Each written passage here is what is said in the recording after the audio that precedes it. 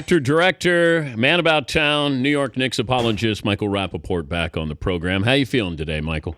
I'm good. How you feeling? Thanks for having me. I'm doing okay, but my team didn't draft Kristaps Porzingis. Is that his name? His name changes. Like I'm trying to get the pronunciation of his name down. Is that the proper pronunciation? How about Chris or just Zinger?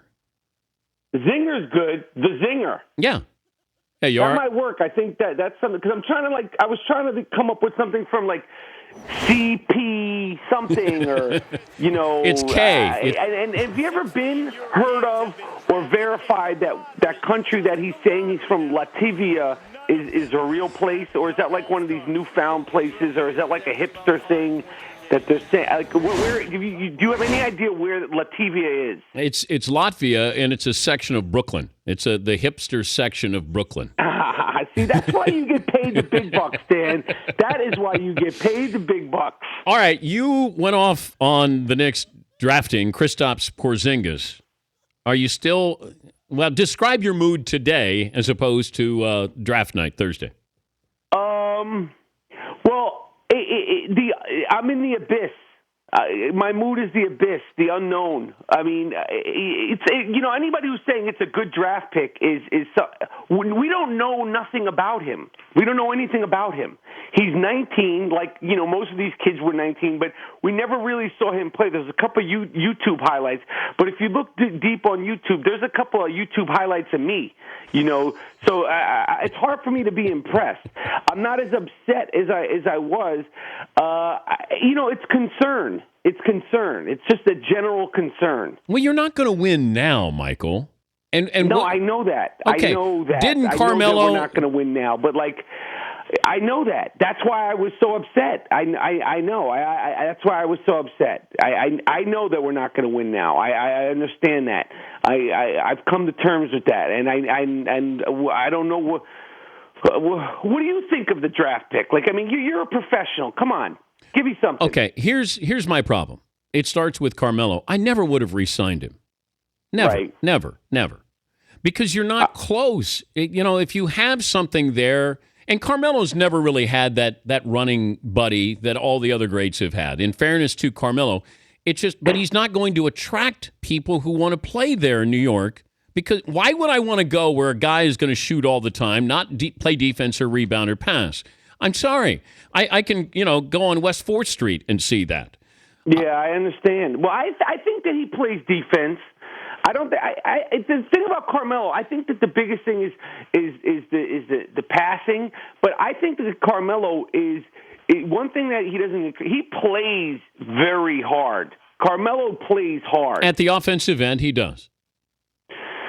I don't know. Come on, man. Can you give me something that, like, hope? Is there anything you can tell me that's hopeful? I know that the where are the free agents who were supposed to be coming to play with Carmelo? Yeah, who are exactly? They're but not coming. No, he was getting these guys, right? Yeah, they're not. It's not happening. Okay. At the number 4 spot, unless you took Winslow out of Duke, who I think can play now, but Phil is looking at who is going to be great, not who's good now or can be a contributor now. Who has a potential to be great? The first 3 guys have the potential to be great. We've seen them play at least on a weekly basis. Now we get a guy we've seen video of, and by all accounts, what people saw, other GMs saw, they co-signed on Kristaps Porzingis. So I think at that 4th pick, you got somebody who has, and it's potential, but at 19, it's all based on potential. So I like the pick for the Knicks. It's just not going to pan out for a couple of years if it does. Right. I know that's me too. See, I'm not one of these Knicks fans who's going to argue about the greatness of Porzingis next week. I'm one of these Knicks fans who's a realist Knicks fan and who's been beaten over the head Knicks fans, and I'm going to continue to be a Knicks fan, but I'm not going to sit here and just be like Porzingis is going to score 25 points a game next year. That's why no, he's not. I'm with you. See, we're on the same page, but we're not. Me and you, Dan. You understand what I'm saying? I got you. We're together, but we're not. It's like separate but equal. He's Michael Rapaport, the Knicks fan, actor, director, and his podcast, I Am Rapaport podcast. We were just talking about Top Gun 2. They're thinking about making a Top Gun 2. What do you think? Why don't they just call it Top Gun? Is it going to be? Are they going to have like Tom Cruise in it? I think. Well, the Top Gun 2, I don't think. Just call it Top Gun. 36 years later, something like that. How about Top Gunner? It's Carmelo Anthony's story. Ooh, see, that is that is why you get paid the big bucks, and that's why I like you, man. That's why it's an honor and a privilege. And I normally on my Mondays when I have nothing to do, I sleep till 8. I woke up because I'm on the West Coast here. I woke up 7. Brushed my teeth, put in mouthwash, did some stretching, a little bit of yoga, so I could be prepared to talk to you because you're my man. That's what I'm talking about. Top Gunner. Is there a chance for True Romance 2? That would be good. True Romance 2, the Dick Ritchie story. Dick Ritchie was one of the only people that got away. Maybe, instead of me being like, the sidekick, I'm the top banana now. What was the final, when everybody's getting shot in True Romance? I got away. I ran out. I know, but you were still there. How long did it take to shoot that scene? That scene took about a week. It actually took a week. We shot a week at the old Embassy Hotel where RFK got shot, which is no longer there. And it was a good time. It was fun. There was a scene that got cut out of the movie where it sort of articulated what happened to my character a little bit more. And I think that forget that scene being cut out. I'm saying True Romance 2, the Dick Ritchie story. Is it in production right now? I'm not. It's one of those things where I'm not really supposed to say, but I put it out there, and you do the math. Okay, you figure it out. I put it out there. You think I'm just making things up? These are pipe dreams I'm talking about here. No. You're a serious actor. Of course, I'm a serious actor. Quentin Tarantino, he doesn't have anything to do. Let's write this script. Let's get it going. If you were going to say these 3 movies. That's where I'd start. The 3 movies that I was in that you would say, watch those to understand me as an actor. Oh, man, that's hard for me to say. But I would say the ones that people talk to me about the most are True Romance, Beautiful Girls, and probably, there's a few Higher Learning of the Woody Allen movies. But people talk to me about the most. I did a few episodes of Friends, and people would come up to me and be like, I saw you on Friends, and then I'll be like, thank you, and they'll be like, are you still acting? I'm like, yeah. The whole, they just know you from. Weren't you a cop on Friends? Say it again. Yeah, I was a cop. I shot the bird, and then I don't know what that was the end of my relationship with Phoebe, Lisa Kudrow. But it's amazing that show because they air all the time, and I'll know when it's airing because people will be coming up to me like for a certain period every year, a certain for like a 3 or 4 days. Friends.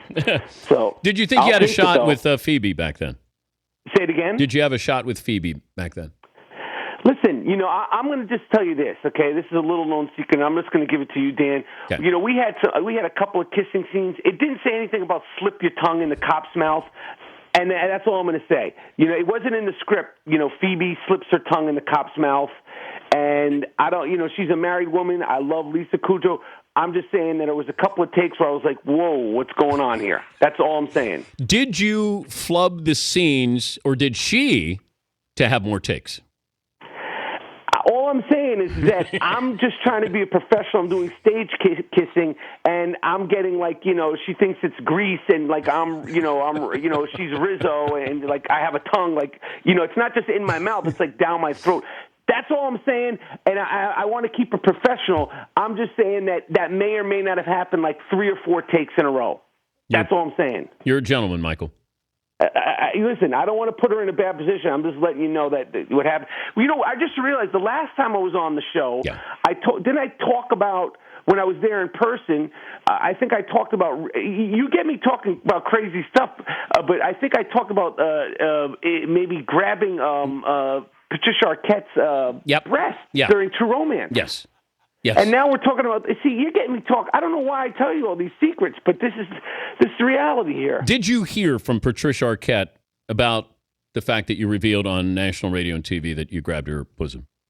I just hope she remembers it as much as I did, but I know she was pissed off. It was just quick. It was like, what are these? It was almost like if you saw like a beautiful like a dog on the street and you like you can I pet your dog? It was like that kind of thing. You just helped yourself. Yeah, and then she was like, "Are you out of your mind?" She didn't smack me, but it was like really close to smacking me. I was young. I was excited to be working. It was Patricia Arquette. What do you want from me, man? A lot was going on. And that's why your name was Dick Ritchie in that movie. Again, man. This is like right off the cuff, man. I'll see you again in the city one day. Absolutely. I would love to come by. Thanks for having me, and and I'll talk to you soon. And check out the podcast. I think you get a kick out of the I Am Rapaport podcast. Thank you, Michael. Thanks for having me, my man. All right, that's Michael Rapaport.